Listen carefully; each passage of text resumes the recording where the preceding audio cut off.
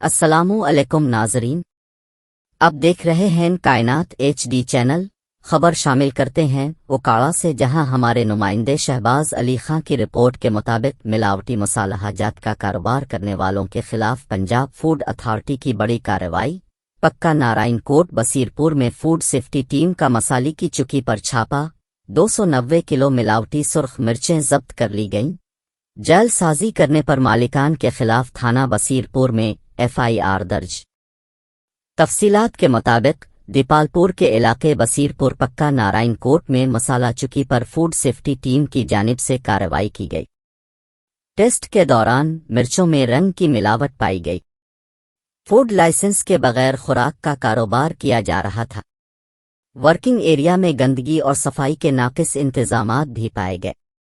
मिर्चों की मजीद जांच के लिए सैंपल लेबॉर्ट्री भिजवा दिए गए। मिलावट शुदा मिर्चों का इस्तेमाल मैदे में तेजाबियत और हाई ब्लड प्रेशर जैसी बीमारियों का बाइस बनता है। इंसानी सेहत से खिलवाड़ करने वालों के खिलाफ पंजाब फूड अथॉरिटी की कार्रवाइयां जारी रहेंगी। अब तक के लिए इतना ही। मजीद खबरों के लिए हमारे साथ रहेंगे। शुक्रिया।